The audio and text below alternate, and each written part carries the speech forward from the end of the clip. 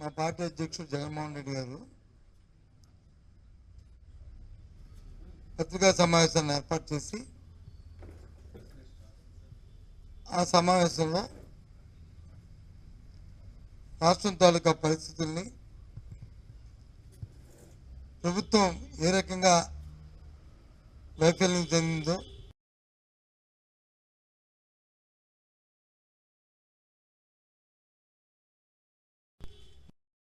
పరిపాలన చేస్తుందో దాంతోపాటు లేని విషయాలను తీసుకొచ్చి స్కామ్లని చెప్పని సంబంధం లేని వ్యక్తులను తీసుకొచ్చి అందులో ఇరికించి వాళ్ళ మీద కక్షపూర్తంగా వాళ్ళని అవమానపరిచే విధంగా ఏ విధంగా చేస్తుందనే విషయాలన్నింటినీ కూడా ఆయన సుదీర్ఘంగా ఎవిడెన్స్తో పాటు ఆయన వచ్చి పత్రికా సమావేశం ఏర్పాటు చేయడం జరిగింది. దాని మీద నిన్న మొన్న ఈరోజు చూసాం. తెలుగుదేశం పార్టీకి చెందిన పెద్దలు కానీ మంత్రులు కానీ చోటాపాటా నాయకులు కానీ వాళ్ళందరూ ఏ విధంగా వాళ్ళు మాట్లాడుతున్నారు అనేది రాష్ట్ర ప్రధానికి అందరూ చూస్తూ ఉన్నారు.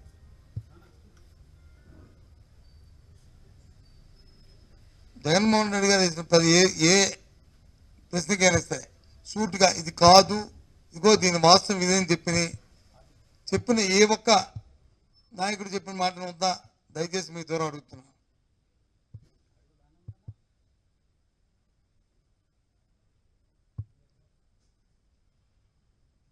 లక్ష 10 లక్షల కోట్లు అప్పన్నారు,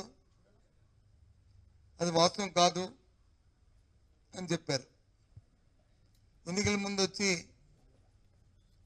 వాగ్దానాలు ఇచ్చారు, సూపర్ 6 అన్నారు, నిరుద్యోగ వృత్తి అన్నారు,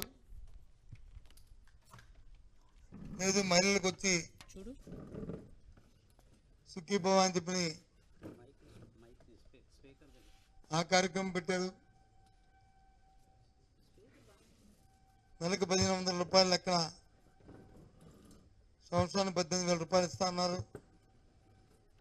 ఆడబిడ్డని ఇద్దని ఆ కార్యక్రమం ఎక్కడ కనుచూపు మేరలో లేదు. ఈ విషయాలన్నింటినీ కూడా వాళ్ళు మాట్లాడారు. వాటితో పాటు ఏదైతే ఈ మధ్యకాలంలో మద్యం మీద ఒక సిట్ ఏర్పాటు చేసి దాని మీద జరుగుతున్న అరెస్టులు కానీ వాటి మీద కూడా వారు మాట్లాడడం జరిగింది. ఆ రోజు ఏ కంపెనీలు ఏ డిస్టరీస్ వచ్చి ఉన్నాయి, ఆ తర్వాత కొత్త ప్రభుత్వం వచ్చిన తర్వాత వైసీపీ ప్రభుత్వం వచ్చిన తర్వాత మేము ఒక కొత్త డిస్టరీని కూడా మేము ఏర్పాటు చేయలేదు, ఇంకా వాళ్ళు ఇచ్చిన బ్రాండ్స్ ఇవే బ్రాండ్స్ ఉన్నాయి, దానిలో రేట్లు వ్యత్యాసం ఇది అనే విషయాన్ని మనం మాట్లాడడం జరిగింది. దానికి తగ్గట్టు ఏ ఒక్క నాయకుడైనా సరే అది కాదు, ఇది అవును, ఇదిగో మీరు చెప్పింది ఇది, దానికి విరుద్ధం ఇది అని చెప్పి పాపాన ఏ ఒక్క నాయకుడని చెప్పాడంటే నాకు ఎక్కడ కనిపిస్తున్నాయి. ఎంతసేపు పత్రికలు వచ్చి అనుకోండి, మనకు అనుకూలమైన మీడియా వచ్చి వారు చెప్పడమే తప్ప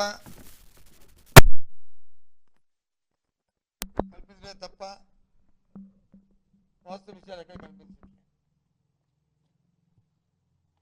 ప్రజా సంక్షేమానికి సంబంధించిన విషయాలు అయితే అది వాస్తవం కూడా. సంవత్సర కాలం అయింది, రేపు జూన్ 4వ తారీఖు వస్తే ఇంకో 10 రోజులు పోతే కరెక్ట్గా సంవత్సర కాలం ఈ ప్రభుత్వం ఎన్నికైన తేదీకి. అందుకే ఆనాడు ఆ రోజు ప్రజా విద్రోహ దినంగా, ఆ రోజు ప్రజలకు వంచిన దినంగా ఆ రోజు నామకరణం చేసి మా నిరసన తెలుపుతామనే విషయాన్ని కూడా మనం చెప్పడం జరిగింది. కారణం దేనికి? ఇచ్చిన మాట నెరవేర్చలేదని. ఇచ్చిన మాట చేయలేదు ఇది చేయకుండా చట్టాన్ని వచ్చి చేతితో తీసుకుంటున్నానని ఆ ఉద్దేశం నాకు చెప్పడం జరిగింది. ఇది వాస్తవా కాదని మీ ద్వారా సూటిగా ఆ పెద్దలను కానీ సూటిగా ఈ రాష్ట్ర ప్రధానికాన్ని కోరుతున్నాను తెలుసుకోమని. ఏ విధంగా ఈ ప్రభుత్వం మొప్పెడుతుంది, ఈ కూటమి నాయకులు ఏ విధంగా ప్రజల్ని ఇచ్చిన మాట నెరవేర్చకుండా వంచిస్తున్నారు, ఏ రకంగా జరుగుతుందో ఆలోచించమని కోరుతున్నాను. ఎక్కడ కూడా లా అండ్ ఆర్డర్ శాంతి భద్రతలు ఎక్కడ కూడా లేవు. ఏం జరుగుతుందో ఉదయం లేచి రాత్రి ఏమో జరుగుతుందో తెలియదు. చూసాం మన విజయనగరంలో జరిగిన పండగలకి పబ్బాలు జరిగితే అంత ప్రజలు అల్లకల్లోపై ఏ రకంగా గొగ్గోలు పెట్టిన పరిస్థితి.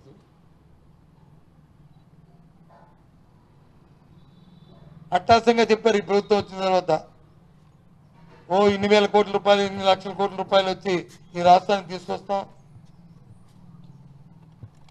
ఈ దేశంలో ఏ రాష్ట్రం కూడా ఎన్ఆర్జీకి సంబంధించి పనికి ఆహార పథకం కింద ఉపాధి నిధులు తీసుకొస్తామని చెప్పారు హతాశంగా. ఏమైంది? ఎప్పుడు దేశ చరిత్రలో జరిగిన విధంగా ఏదో ఒక వారం 2 వారాల్లో వేజెస్ వచ్చి ఇవ్వకపోవచ్చు, కానీ ఏప్రిల్ మే 2 నెలలు ఇప్పటికి ఏప్రిల్ నెల 1వ తారీఖు నుంచి ఉపాధి హామీని కూలీలకి నిధులు రావట్లే, వేజు రావట్లే. దగ్గర 6-7 వారాలు అయిపోయింది. ఎప్పుడు ఇస్తారు ఇవి? ఎండాకాలంలో ప్రజలు పనులు లేకుండా ఇబ్బంది పడుతున్న ఈ నేపథ్యం. ఇది ఒక్క విజయనగరం జిల్లాలో కాదు, రాష్ట్రం అంతా కూడా. అసలు ప్రజల కోసం మీరు ఆలోచిస్తున్నారా? వారికి అవసరాలు ఏం తీరాలని చూస్తున్నారా? ఎంత ఉంటుంది అంత కలిస్తే? రాష్ట్రం అంతా కలిస్తే ఎంత ఉంటుంది? అంత కలిస్తే ఒక 800-900 కోట్లు ఉంటుంది. మీరు సుమారు 1,30,000-40,000 కోట్ల రూపాయలు అప్పు తీసుకొచ్చారే, 1,40,000 కోట్ల రూపాయలు అప్పు తీసుకొచ్చారే. ఈ అప్పులో ఈ 900-800 కోట్లు ఏమాత్రం? 2 లక్షల మందిని ఆకలిగా అలమటించేటట్లు ఉంచడం భావ్యమని ప్రభుత్వాన్ని ప్రశ్నిస్తున్నాను. మీకు అది చెంపుకుట్టినట్లు ఉందా అని ఆలోచిస్తున్నాను. దీని మీద ఏమైనా ఆలోచన చేస్తానని ఆలోచిస్తున్నాను. కేంద్రం నుంచి నిధులు కానీ ఆలస్యమైతే రాష్ట్ర ప్రభుత్వం ఏం చేస్తుంది? మీరు ఎందుకు దాన్ని రిజిస్టర్ చేసి తర్వాత రీయింబర్స్మెంట్ మీరు అడగట్లేదు? గత ప్రభుత్వంలో ఎప్పుడైనా ఇలా జరిగిందని అడుగుతున్నా. ఏ రోజైనా ఇలాంటి నిధుల కోసం ఆలోచన చేస్తే కూలి కోసం ఎప్పుడైనా ఆలస్యమైందని అడుగుతున్నా. ఈ ప్రభుత్వం కాదు, ఈ దేశ చరిత్రలో ఏ రాష్ట్రంలో కూడా ఇంత ఆలస్యం వాళ్ళే. ఎందుకు అవుతుంది? సరైన శ్రద్ధ, దాని మీద బాధ్యతగా దాని మీద ఆలోచన చేయకపోవడం, ప్రభుత్వం ఇంటర్వెన్షన్ లేకపోవడం.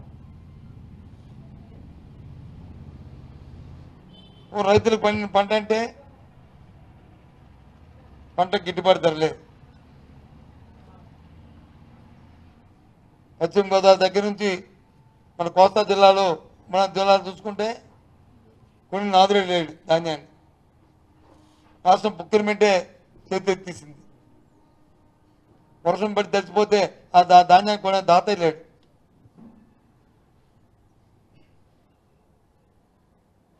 అటు పశ్చిమ గోదావరిలో అప్లెంట్స్లో కానీ గుంటూరు ముగ్గల్లో కానీ చూసుకుంటే పొగాకు పండించిన రైతు తాలూకా పరిస్థితి చాలా అగమ్య గోచరంగా ఉంది.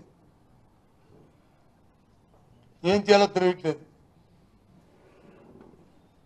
తీసుకొచ్చి పెంటల మీద పోసి అవి కాల్చే పరిస్థితిని తీసుకొస్తున్నారు.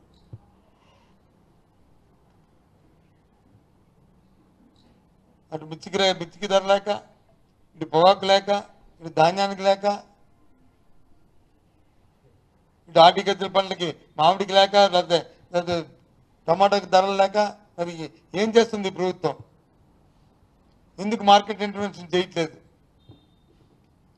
గత ప్రభుత్వాలు చేసినంత మాదిరిగా మీరు ఎందుకు ఆలోచన చేయట్లేదు? అంటే మేము ఎన్నికలు అయిపోయి మా పదవులు మాకున్నాయి, మేము ఏసీ కారులో తిరుగుతున్నాం, ఎలా పోయినా మాకు పర్వాలేదనే ఆలోచన కనిపిస్తుంది. ఇది భావ్యం కాదు, ఇది న్యాయం కాదు.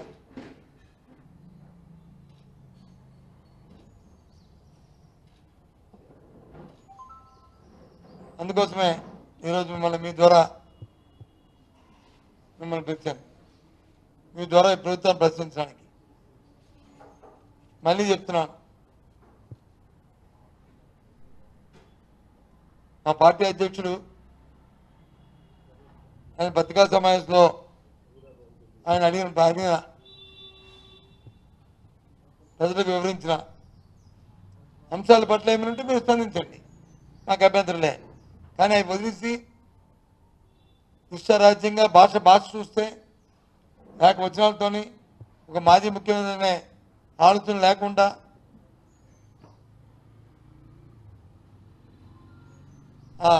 అభ్యంతరమైన భాషను మాట్లాడుతూ డిబేట్ల్లో కానీ డిస్కషన్లో కానీ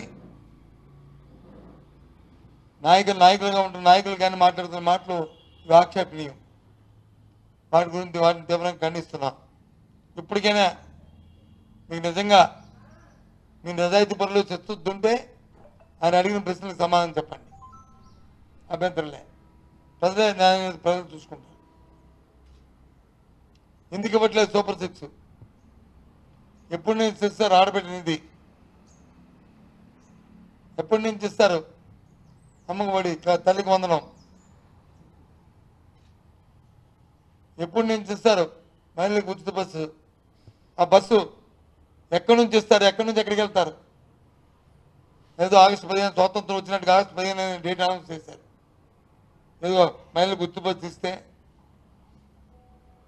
ఆ దినం నాడు ఓకే చేస్తారో చేయరు చూద్దాం, చేయమని కోరుతున్నాం. చేయాలనే మా తాలూకు డిమాండ్. దాని విధి విధానం ఏంటి? మా విజయనగరం నుంచి విశాఖపట్నం వరకు ఇస్తారా? విజయనగరం నుంచి తిరుపతి వరకు ఇస్తారా? లేదా విజయనగరం నుంచి హైదరాబాద్ వరకు ఇస్తారా? ఎక్కడి వరకు ఇస్తారు? విధి విధానాలు చెప్పాలని కోరుతుంది, డిమాండ్ చేస్తున్నాం.